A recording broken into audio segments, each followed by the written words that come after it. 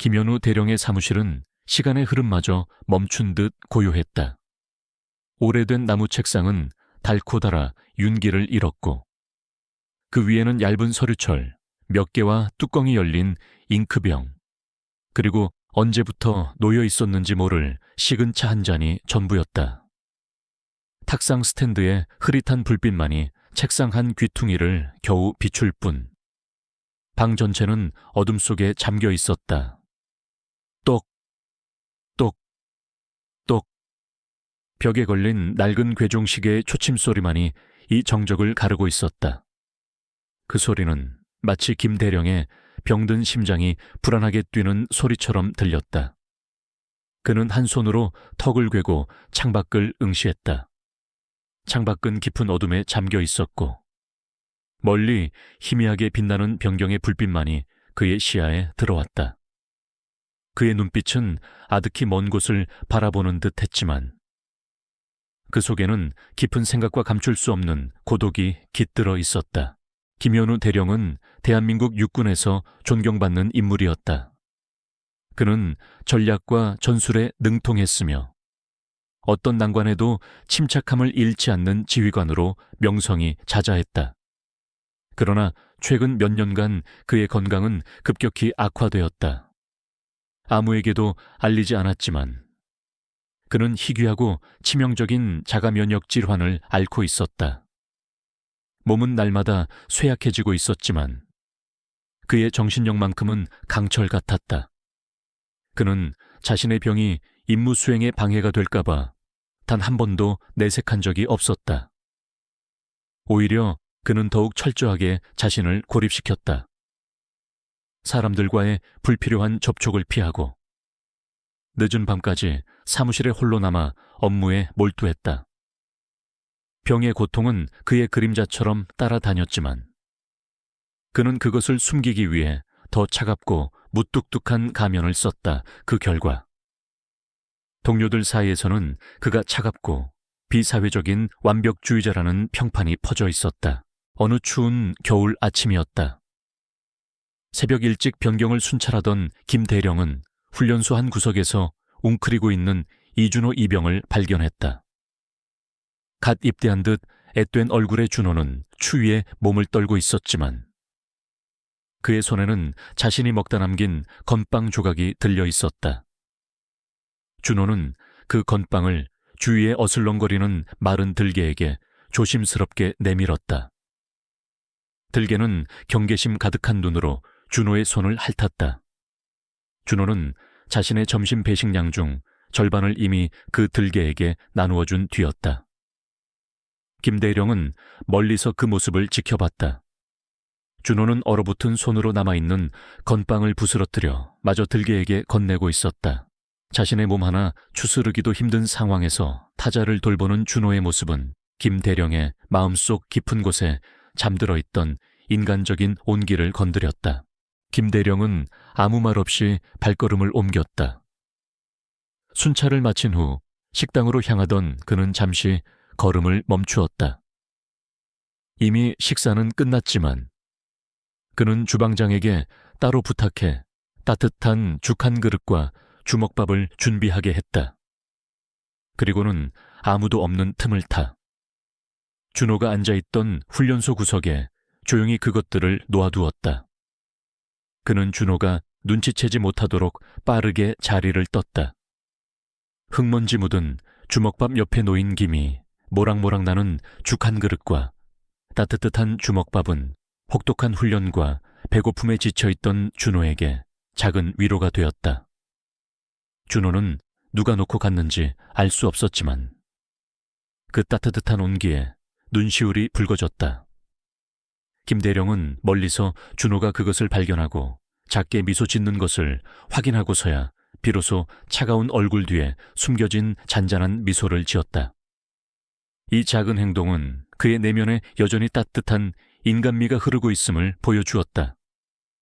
비록 그는 자신이 병으로 죽어가는 몸이라는 것을 알고 있었지만 마지막 순간까지 타인에게 도움이 되고자 하는 그의 본성은 변하지 않았다.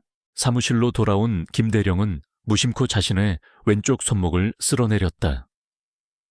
그의 셔츠 소매 아래에는 희미하게 남아있는 오래된 흉터가 있었다.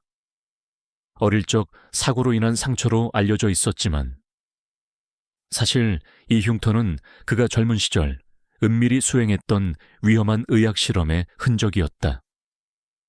아무도 그가 군인으로서의 삶 이전에 촉망받는 생명공학 연구원이었다는 사실을 알지 못했다. 대학에서 최연소 박사 학위를 취득할 정도로 뛰어난 재능을 가졌던 그는 불의의 사고로 연구를 포기하고 군에 입대하게 되었다. 그 후 그는 모든 의학 연구를 비밀에 붙였다. 군인으로서의 삶에 충실하기 위해 과거의 자신을 철저히 봉인한 것이다. 그는 책상 서랍을 열고 낡고 두꺼운 가죽 수첩을 꺼냈다. 수첩의 표지는 손때가 묻어 반질거렸고 모서리는 해져 있었다. 수첩 안에는 알아보기 힘든 복잡한 화학식과 생체 구조도 그리고 난해한 주석들이 가득했다. 군사전략 문서와는 전혀 관련 없어 보이는 내용들이었다. 그가 오랫동안 밤마다 몰래 연구하고 기록해온 비밀스러운 지식의 보고였다. 수첩을 펴자 희미한 소독약 냄새와 함께 오래된 종이 냄새가 섞여 풍겼다.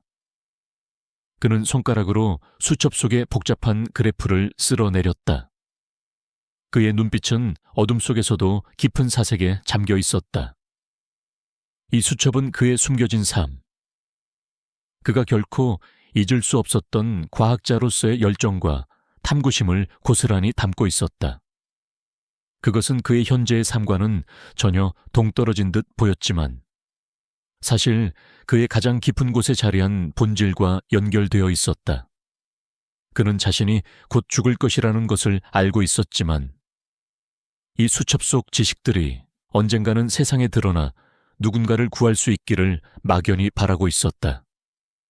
그 막연한 희망이 병마와 싸우는 그를 지탱하는 유일한 힘이었다. 그는 다시 창밖을 바라보았다.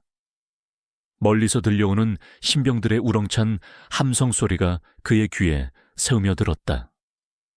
젊고 건강한 그들의 기백은 그의 병든 육신과 대비되어 더욱 사무치게 느껴졌다. 그는 자신의 삶이 거의 끝나가고 있음을 알고 있었다.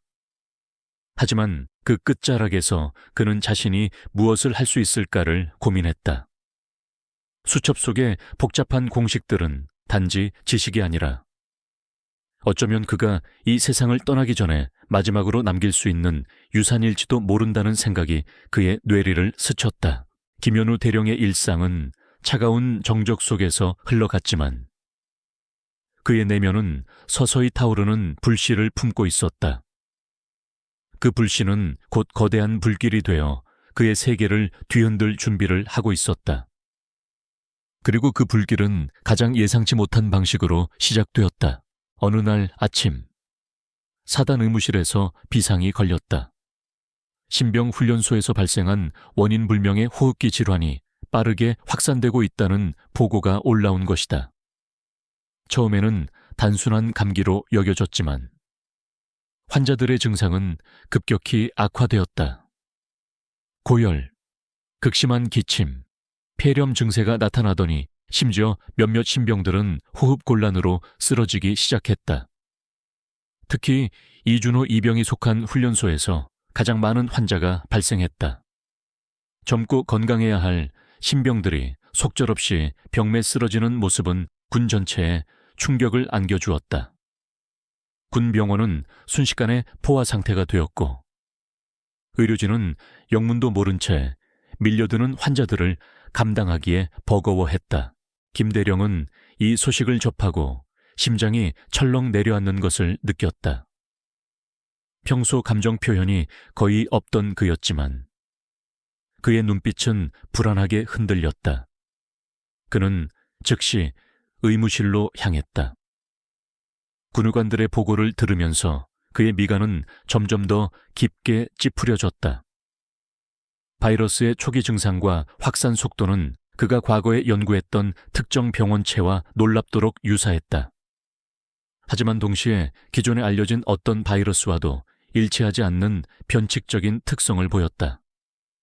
김대령의 병이 악화되는 시점과 묘하게 겹치면서 그는 자신의 몸속에서 벌어지고 있는 일과 외부에서 벌어지는 재앙 사이에 섬뜩한 평행선을 느꼈다. 그의 심장은 고통스럽게 죄어왔지만 그 고통은 자신의 병 때문만이 아니었다. 수많은 젊은 생명들이 죽음의 문턱에 서 있다는 사실이 그를 짓눌렀다. 회의실은 침통한 분위기에 휩싸였다. 군 수뇌부는 혼란에 빠졌다. 상황은 시시각각 악화되고 있었고 통제불능 상태에 접어들고 있었다. 국방부 장관은 긴급 회의를 소집하고 최고 수준의 위기경보를 발령했다. 외부 전문가들의 의견도 분분했지만 누구 하나 명확한 해결책을 제시하지 못했다. 이미 병동은 임시 격리시설로 바뀌었고 외부와의 접촉은 전면 차단되었다. 그러나 바이러스의 전파력은 상상을 초월했다. 훈련병들을 돌보던 의료진과 기관병들까지 감염되기 시작했다. 김대령은 회의실 한 구석에서 조용히 앉아 있었다. 그는 연신 마른 기침을 터뜨렸고 그의 창백한 얼굴은 병색이 완연했다. 하지만 그의 눈빛은 날카롭게 빛났다. 그는 수첩 속에 복잡한 공식들을 머릿속으로 빠르게 되짚어보고 있었다. 그의 병이 진행되면서 그는 바이러스의 미묘한 변화에 더욱 민감해졌고 어쩌면 이 바이러스의 숨겨진 약점을 본능적으로 감지하고 있는지도 몰랐다. 한참의 논의 끝에 결국 최고사령부는 강경한 조치를 발표했다. 모든 신병훈련소를 봉쇄하고 감염된 병사들을 외부와 완전히 격리하겠다는 것이었다. 이는 사실상 수천 명의 젊은 병사들을 죽음의 그림자 아래 가두는 것과 다름없었다. 절망적인 공기가 회의실을 감돌았다. 대부분의 장성들은 어쩔 수 없는 일이라며 고개를 떨구었다. 그들의 얼굴에는 무력감과 체념이 역력했다. 바로 그때 김대령은 느릿하게 손을 들었다. 그의 동작은 미약했지만 그 의지는 확고했다. 주변의 시선이 그에게 집중되었다. 몇몇은 그가 자신의 병 때문에 혼란스러워하는 줄 알았다. 특히 최진우 대령은 비웃듯이 콧방귀를 뀌었다. 최 대령은 김 대령과 입대 동기였지만 늘 김 대령의 뛰어난 능력과 남다른 존재감에 열등감을 느끼고 있었다. 그는 김 대령이 승진가돼서 자신을 앞서가자 더욱 노골적으로 그를 견제하고 폄하했다. 김 대령은 떨리는 목소리로 입을 열었다. 이 바이러스는 기존의 방식으로 치료할 수 없습니다. 저는 이 바이러스에 대한 새로운 접근 방식이 필요하다고 생각합니다. 그의 목소리는 낮았지만 회의실 전체를 압도하는 힘이 있었다. 그는 봉쇄만이 능사는 아니며 잘못된 치료는 오히려 바이러스를 더 강력하게 만들 것이라고 주장했다. 그는 자신이 오랫동안 비밀리에 연구해온 자료들을 근거로 들어 바이러스의 변이, 특성과 약점을 설명했다. 그의 설명은 복잡했지만 논리정연했고 기존의 의학 지식을 뛰어넘는 통찰력을 담고 있었다. 그의 제안은 폭탄 선언과 같았다. 군의관들은 당황했고 몇몇 장성들은 그의 주장이 비현실적이라며 반발했다. 김 대령, 그게 무슨 말씀이십니까?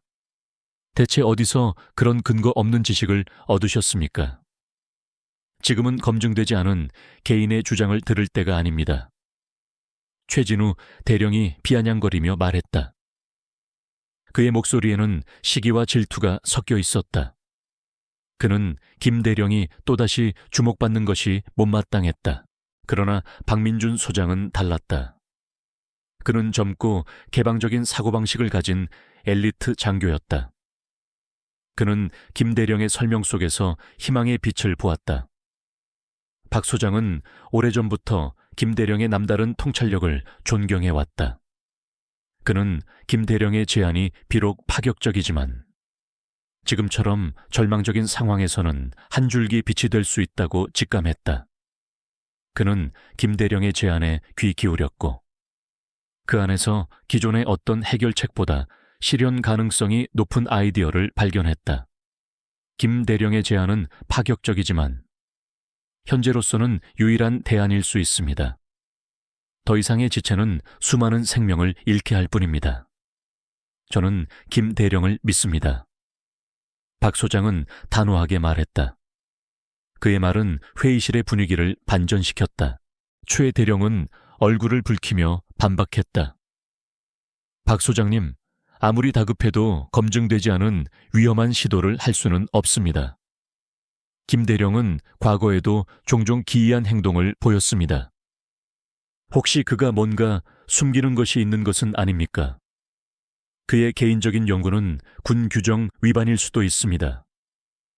최 대령의 말은 김 대령의 과거를 들춰내며 의혹을 증폭시키려 했다. 그는 김 대령의 책상 서랍에 있던 낡은 수첩을 어렴풋이 기억하고 있었다. 군사 기밀이 아닌 개인적인 연구가 담겨 있을 것이라는 막연한 의심이 그의 머릿속을 스쳤다. 김 대령은 최 대령의 비난에도 불구하고 묵묵히 자신의 주장을 이어갔다. 그의 목소리는 점점 더 힘을 얻었다. 그는 자신이 제시한 방법 외에는 이 위기를 극복할 방법이 없다고 단언했다. 그의 눈빛에서는 흔들림 없는 확신이 뿜어져 나왔다. 그는 이미 자신의 몸이 죽어가고 있음을 알고 있었다. 이 기회마저 놓친다면 그는 아무것도 하지 못한 채 무의미하게 생을 마감할 것이라는 절박함이 그를 움직였다. 결국 박 소장의 강력한 지지와 상황의 심각성 때문에 군 수뇌부는 김 대령에게 제한적인 기회를 주기로 결정했다. 하지만 조건이 따랐다. 모든 치료 과정은 엄격한 감시 아래 진행되어야 하며 조금이라도 문제가 발생하면 즉시 중단한다는 것이었다. 또한 최진우 대령은 김 대령의 행동을 면밀히 감시하고 그의 연구 자료를 조사하라는 지시를 받았다. 이는 최 대령에게 김 대령을 궁지에 몰아넣을 수 있는 절호의 기회였다. 회의가 끝나고 김 대령은 비틀거리는 몸을 이끌고 사무실로 돌아왔다. 그의 얼굴에는 피로와 함께 묘한 결의가 서려 있었다. 그는 자신의 운명을 예감하고 있었다. 이번 임무는 어쩌면 그에게 주어진 마지막 기회이자 마지막 희생이 될 터였다. 그는 더 이상 자신의 병을 숨기지 않았다. 오히려 그것을 이용해 더욱 빠르게, 더욱 절박하게 연구에 매달렸다. 그는 잠겨있던 과거의 지식들을 해방시키고 수천 명의 젊은 생명을 구하기 위해 자신의 모든 것을 걸기로 결심했다. 그의 고독한 싸움은 이제 막 시작된 것이었다. 군병원은 전시 상황과 다름없었다. 긴급 병동으로 개조된 강당은 산소 호흡기 소리와 신음소리로 가득했고 의료진은 지쳐 쓰러지기 일보 직전이었다. 김현우 대령은 이제 더 이상 자신의 병을 감추려 들지 않았다. 그의 얼굴은 해쓱했고 걷는 걸음걸이마저 위태로웠지만 그의 눈빛만큼은 어느 때보다 또렷하고 강렬했다. 그는 밤낮 없이 병동을 오가며 환자들의 상태를 직접 확인하고 군의관들에게 자신의 새로운 치료법에 대해 설명했다. 그의 지시는 명확하고 간결했지만 여전히 많은 이들은 반신반의했다. 최진우 대령은 김 대령의 모든 움직임을 주시하고 있었다. 그는 김 대령의 사무실에 몰래 들어가 낡은 가죽 수첩을 찾아내 복사했다. 수첩 속에 난해한 공식들을 이해할 수는 없었지만 그것이 군사 기밀과는 전혀 무관한 의학 관련 내용이라는 것을 직감했다. 최 대령은 이 사실을 이용해 김 대령을 몰아붙일 생각이었다. 그는 김 대령이 개인적인 연구를 위해 군의 자원을 낭비하고 있으며 심지어 검증되지 않은 위험한 물질을 다루고 있을지도 모른다는 소문을 퍼뜨렸다.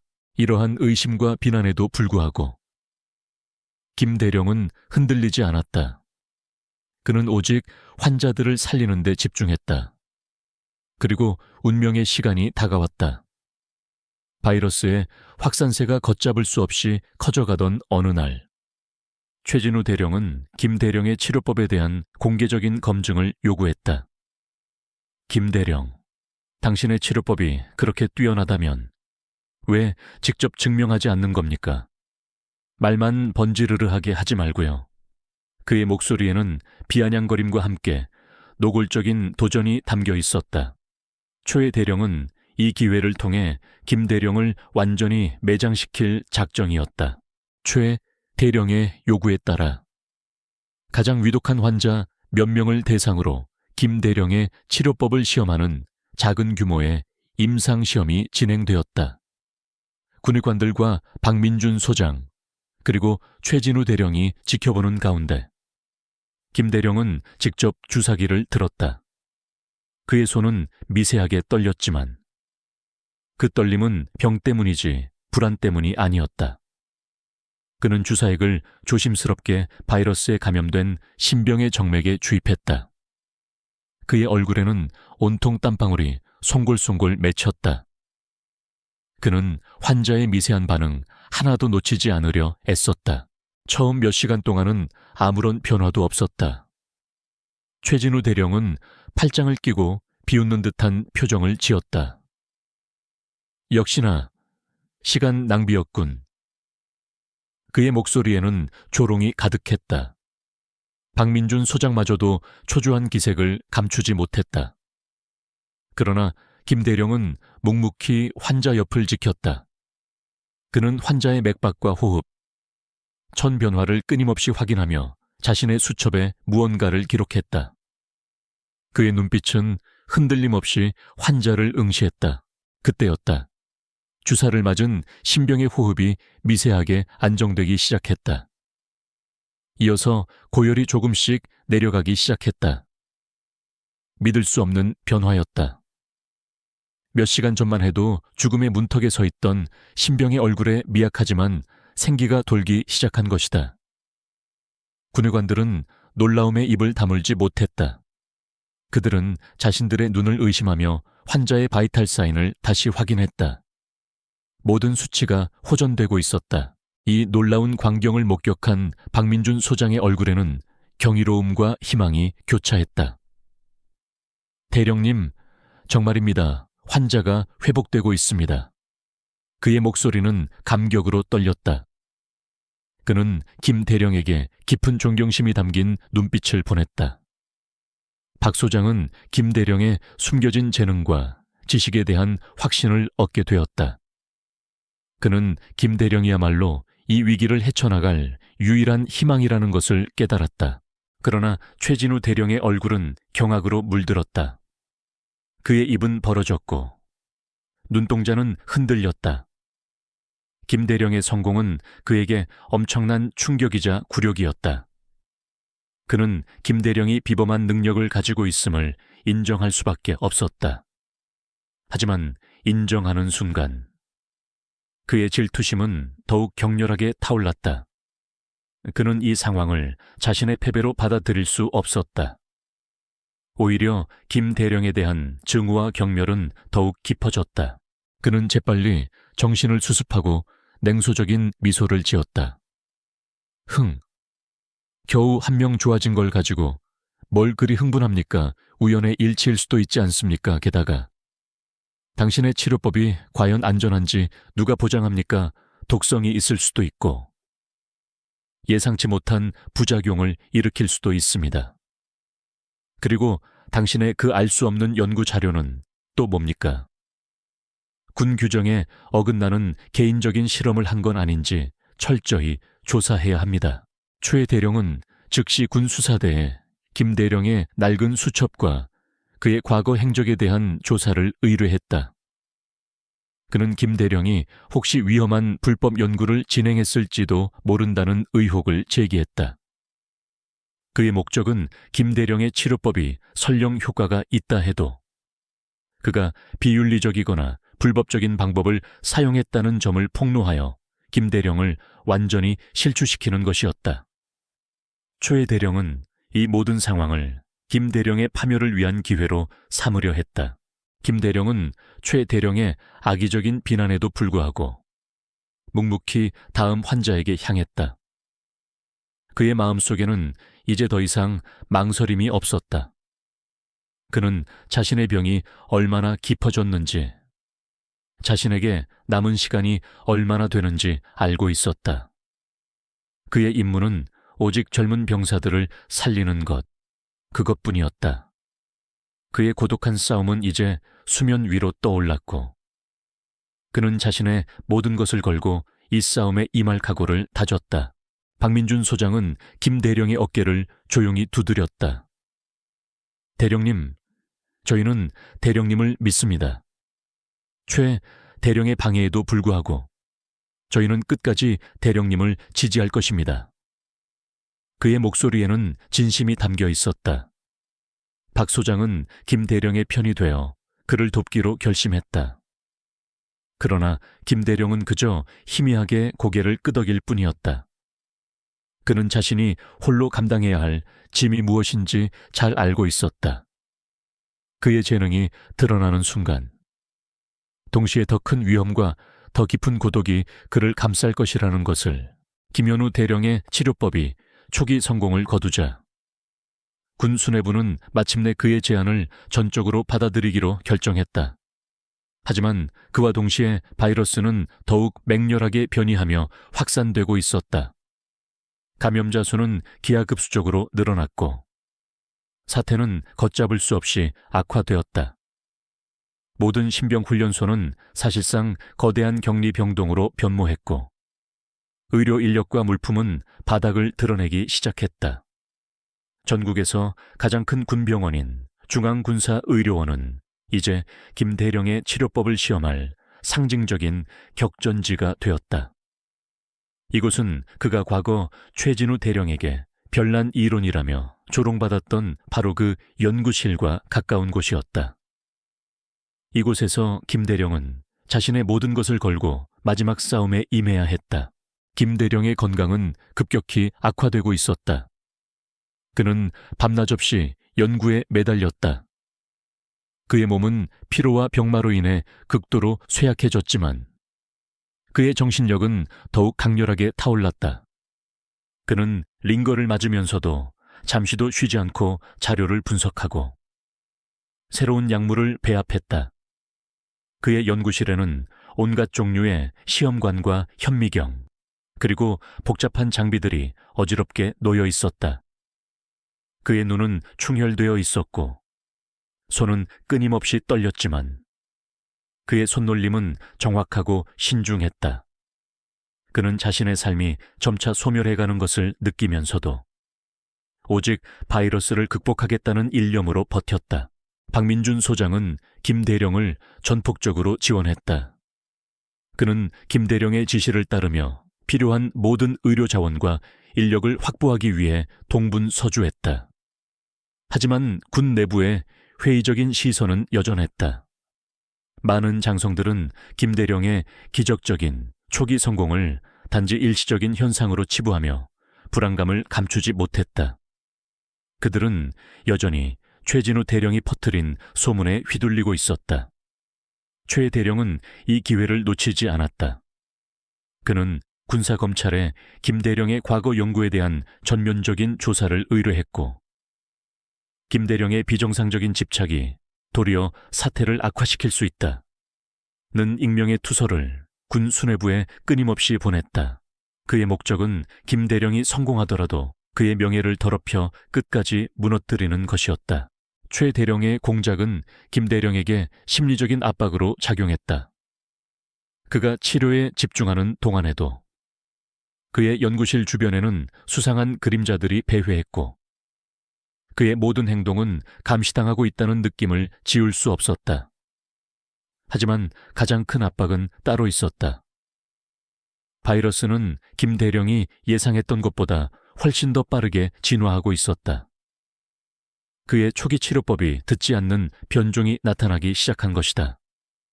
상황은 다시 절망적인 국면으로 접어들었다. 환자들의 상태는 급격히 악화되었고 사망자 수가 다시 늘어나기 시작했다. 군 수뇌부는 김 대령에게 최후 통첩을 보냈다. 김 대령, 48시간 내에 확실한 성과를 보여주지 못한다면 우리는 불가피하게 봉쇄령을 내리고 모든 치료를 중단할 것입니다. 그들의 목소리에는 단호함과 함께 절박함이 섞여 있었다. 이는 김 대령의 치료법이 실패할 경우 수천 명의 감염된 병사들을 사실상 포기하겠다는 의미였다. 48시간. 김 대령에게 남은 시간은 단 이틀뿐이었다. 김 대령은 이준호 이병이 입원해 있는 병실로 향했다. 준호는 고열에 시달리며 힘겹게 숨을 쉬고 있었다. 그의 옆에는 몇몇 다른 신병들도 마찬가지로 죽음의 문턱을 오가고 있었다. 준호의 얼굴은 창백했고 그의 손은 무의식적으로 이불을 움켜쥐고 있었다. 김 대령은 준호의 임의 손을 얹었다. 뜨거운 열기가 그의 손바닥에 고스란히 전해졌다. 그때 준호는 헛된 기침을 하며 작게 중얼거렸다. 강아지, 배고플 텐데. 그 작은 중얼거림은 김 대령의 마음에 깊이 파고들었다. 자신보다 약한 존재를 걱정했던 그 순수한 마음.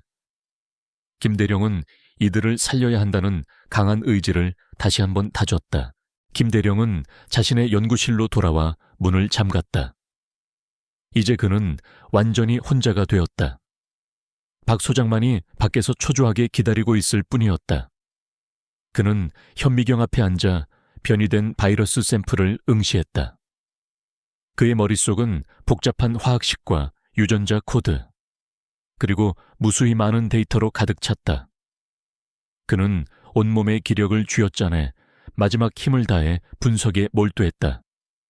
시간은 째깍째깍 흘러갔고 매 순간이 고통과 싸움의 연속이었다. 그는 몇 번이나 의식을 잃을 뻔했지만 쓰러질 때마다 이를 악물고 다시 일어섰다. 수십 년간 쌓아온 그의 모든 의학적 지식과 통찰력이 이 순간을 위해 존재했던 것 같았다.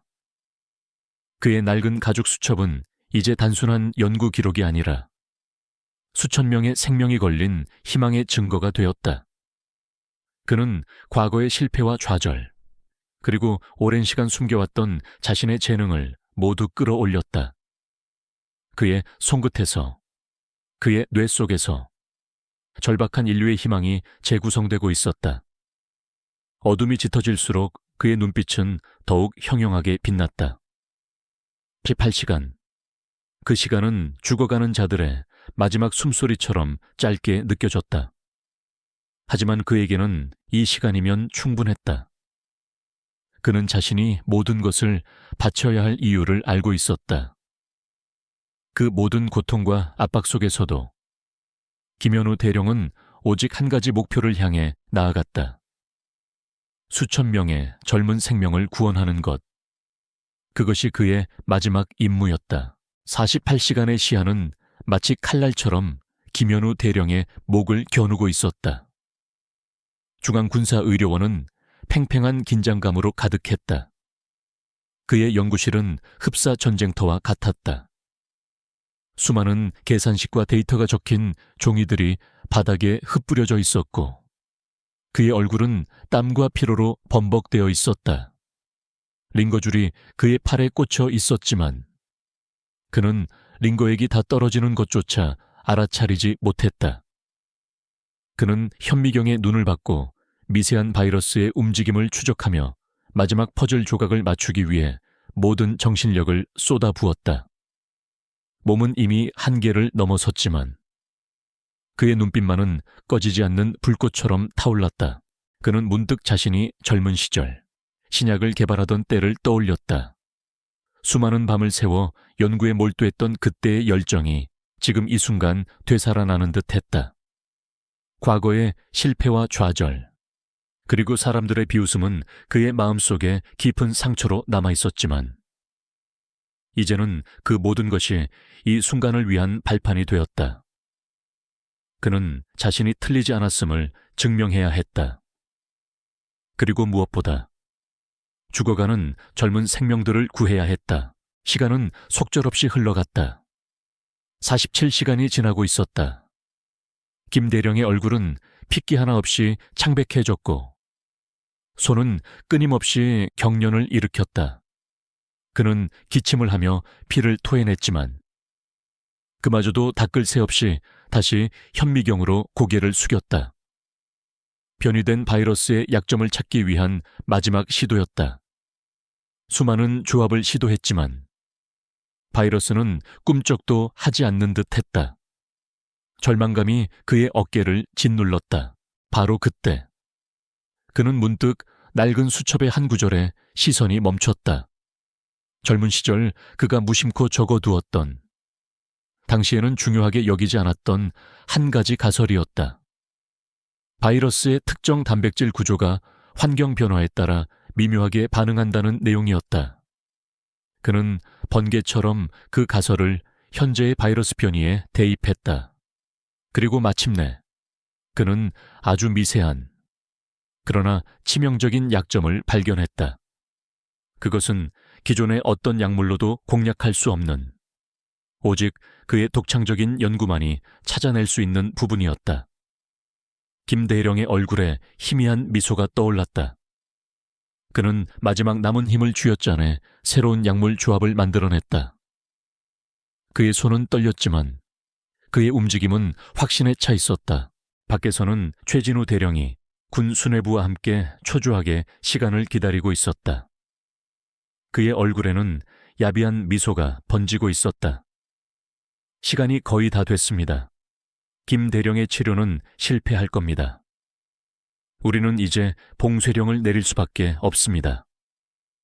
그는 김 대령의 실패를 확신하며 승리의 쐐기를 박으려 했다. 박민준 소장의 얼굴은 절망으로 일그러졌다. 그는 김 대령을 믿었지만 시간은 너무나 잔인했다. 그는 통유리 너머로 홀로 고군분투하는 김 대령의 뒷모습을 바라보았다. 대령의 모습은 점점 더 위태로워 보였다. 박 소장은 아무것도 해줄 수 없다는 사실에 고통스러웠다. 마침내 시한 종료를 알리는 시계 종소리가 울렸다. 최 대령은 의기양양하게 미소를 지으며 봉쇄 명령 서류에 서명하려 했다. 바로 그때 연구실 문이 열리고 김 대령이 비틀거리며 걸어 나왔다. 그의 손에는 방금 조제한 약물이 담긴 주사기가 들려 있었다.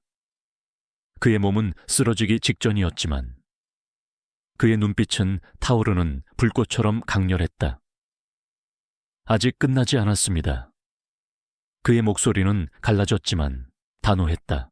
김 대령은 가장 위독한 환자들이 있는 병동으로 향했다. 그 중에는 이준호 이병도 있었다. 준호의 얼굴은 파랗게 질려 있었고 숨소리는 점점 더 희미해지고 있었다. 김 대령은 주저일 없이 준호의 팔을 잡고 새로운 약물을 주입했다. 그의 손놀림은 정확했지만 그의 몸은 휘청거렸다. 그는 준호의 침대 옆에 쓰러지듯 주저앉아 마지막 남은 힘을 다해 다른 환자들에게도 약물을 투여했다. 그의 모든 움직임은 마치 슬로우 모션처럼 느껴졌다. 그의 손가락이 떨리고 그의 숨소리가 가빠지는 것까지 모든 것이 생생하게 전달되었다. 그는 온몸으로 바이러스와 싸우는 듯 했다. 수많은 군의관들과 장병들이 숨죽이며 이 광경을 지켜보고 있었다. 최 대령은 비웃듯이 말했다. 이미 늦었습니다. 쇼를 그만두시오. 그러나 그의 비아냥거림은 곧 경악으로 변했다. 약물이 투여되자마자 놀라운 일이 벌어졌다. 준호 이병의 얼굴에 미약하게나마 혈색이 돌기 시작했다. 그의 가빠지던 숨소리가 점차 안정되고 고열이 거짓말처럼 내려가기 시작했다. 옆 침대의 다른 환자들도 마찬가지였다. 기적과 같은 변화였다. 죽어가던 생명들이 거짓말처럼 소생하기 시작한 것이다. 병동 전체에 경이로움과 감격의 탄성이 터져나왔다. 군의관들은 믿을 수 없다는 표정으로 환자들의 바이탈 사인을 확인했다. 모든 수치가 정상으로 돌아오고 있었다. 절망에 빠져 있던 사람들의 얼굴에 희망의 빛이 서서히 드리워졌다. 박민준 소장은 감격에 겨워 눈물을 흘렸다. 그는 김 대령에게 달려가 그의 손을 잡았다. 대령님, 해내셨습니다. 정말 해내셨습니다. 그의 목소리는 떨렸다. 최진우 대령은 충격에 휩싸여 그 자리에 얼어붙었다. 그의 얼굴은 백지장처럼 창백했고 그의 눈빛은 공포와 경멸, 그리고 이해할 수 없는 경이로움으로 가득했다. 그의 모든 비난과 음모는 한순간에 산산조각 났다. 김 대령의 승리는 개인적인 승리를 넘어 사회 전체의 인정을 받는 순간이었다. 병동의 모든 사람들이 김 대령을 바라보았다. 그들의 눈에는 존경과 경외심이 가득했다. 그들은 죽음의 그림자에서 자신들을 구원해준 진정한 영웅을 목격하고 있었다. 김 대령은 마지막 환자에게 약물을 투여하고 나서 힘없이 주저앉았다. 그의 몸은 더 이상 버틸 힘이 없었다. 그는 천천히 눈을 감았다. 그의 얼굴에는 평화로운 미소가 떠올랐다. 그는 자신의 마지막 임무를 완수했다는 것을 알았다. 그리고 그의 생명은 서서히 꺼져갔다. 하지만 그의 손에는 여전히 낡은 수첩이 굳게 쥐어져 있었다.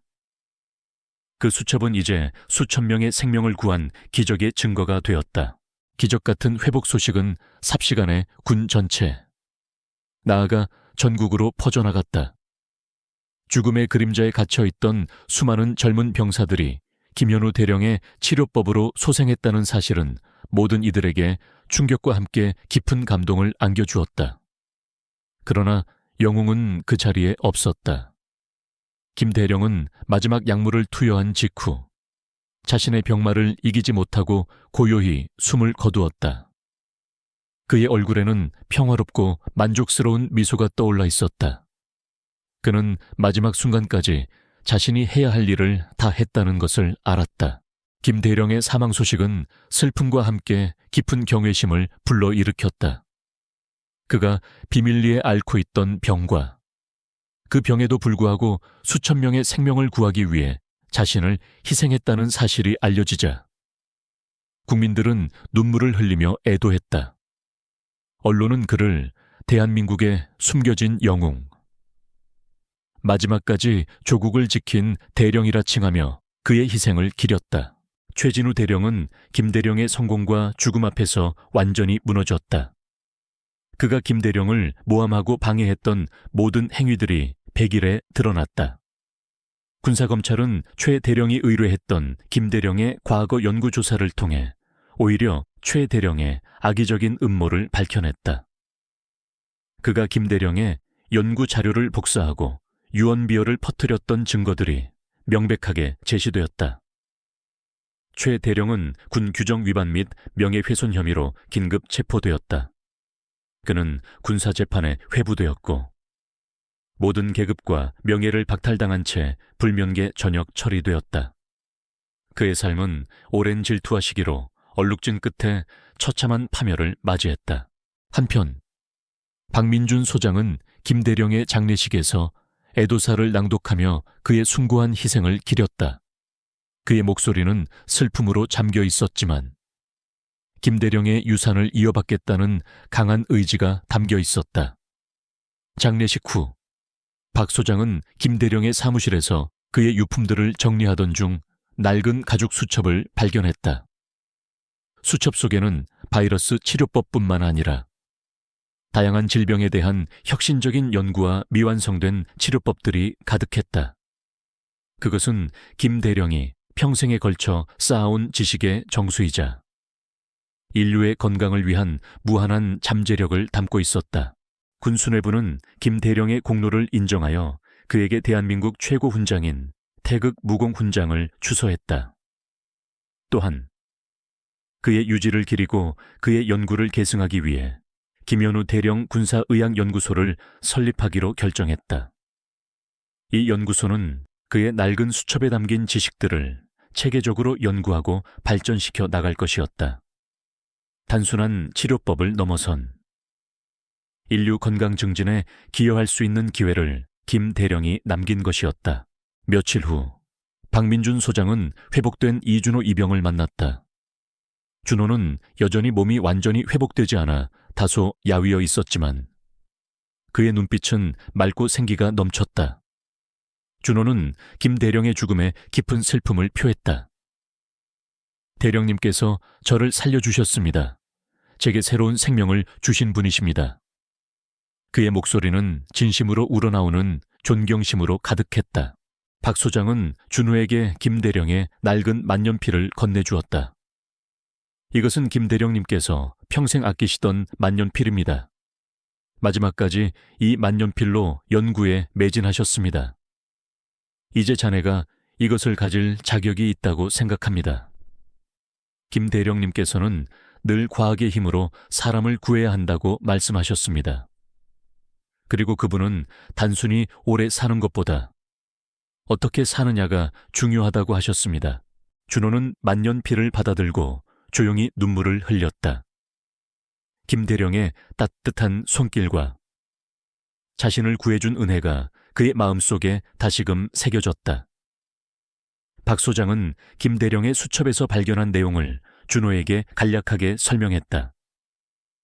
김 대령님께서는 당신의 흉터가 어린 시절 백신 실험 과정에서 생긴 것이라고 말씀하셨습니다. 그분은 평생을 인류의 질병을 극복하기 위한 연구에 바치셨던 분이셨습니다. 박 소장은 준호에게 김 대령의 연구소에서 함께 일하며 그의 유산을 이어받을 것을 제안했다.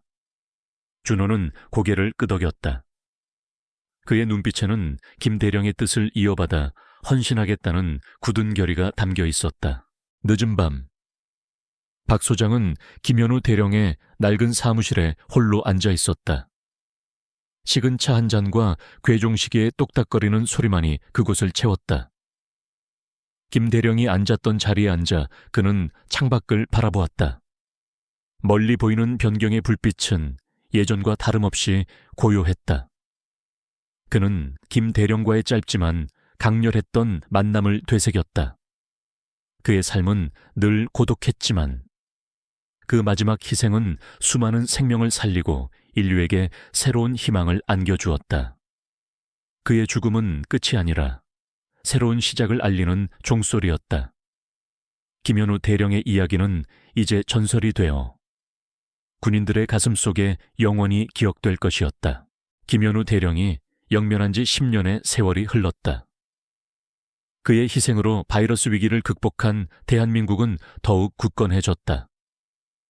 그의 이름을 딴 김현우 대령 군사의학연구소 갓원은 군뿐만 아니라 국내외 의학계의 선두주자가 되었다.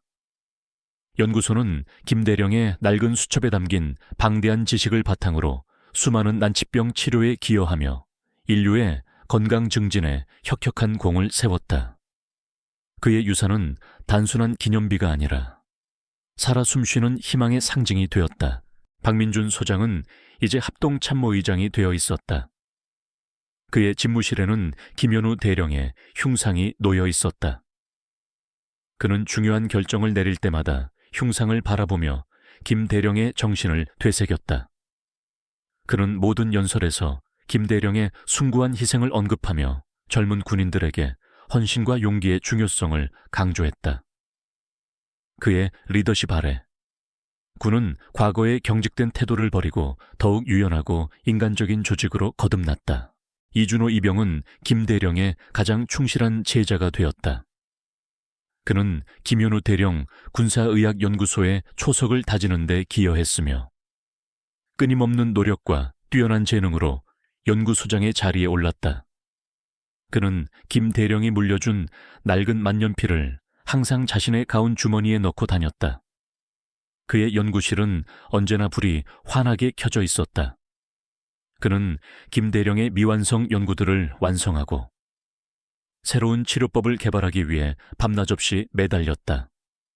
준호는 김 대령의 뒤를 이어 인류의 고통을 덜어주는 의학자로 성장한 것이다. 어느 화창한 가을날, 김현우 대령 군사의학연구소에 새로운 연구동 개관식이 열렸다. 수많은 군 관계자들과 의료계 인사, 그리고 언론인들이 참석한 가운데 이준호 소장이 단상에 올랐다. 그는 긴장했지만 그의 목소리에는 단단한 확신이 담겨 있었다. 오늘 이 자리에 서니 10년 전 저를 비롯한 수많은 장병들의 목숨을 구해주신 김현우 대령님의 은혜가 다시금 떠오릅니다. 준호는 잠시 말을 멈추고 숨을 골랐다. 그리고 그는 김 대령이 자신의 배급량을 들개에게 나누어준 자신에게 따뜻한 죽과 주먹밥을 놓아주었던 작은 일화를 담담하게 풀어놓았다. 그의 이야기는 모든 참석자들의 마음을 울렸다. 대령님께서는 거대한 업적뿐만 아니라 작고 따뜻한 손길로 한 생명의 가치를 가르쳐 주셨습니다. 그분은 그림자 속에 피어나 수많은 생명을 비춘 진정한 희생의 표본이셨습니다. 준호는 연설을 마무리하며 연구소에 새로운 계획을 발표했다. 우리 연구소는 앞으로 전역 군인과 그 가족들을 위한 무료 의료 지원 프로그램을 확대할 것입니다. 또한 김 대령님의 뜻을 이어받아 미래의학을 이끌어갈 젊은 연구자들을 위한 장학재단을 설립할 것입니다. 이것이 우리가 김현우 대령님께 드릴 수 있는 가장 큰 보답이라고 생각합니다. 연설이 끝나자 우레와 같은 박수갈채가 쏟아졌다.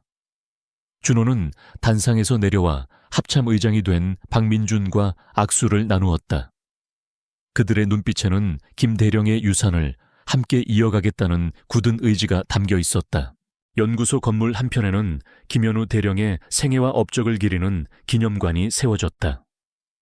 기념관 중앙에는 그의 낡은 가죽 수첩이 유리 케이스 안에 보존되어 있었다.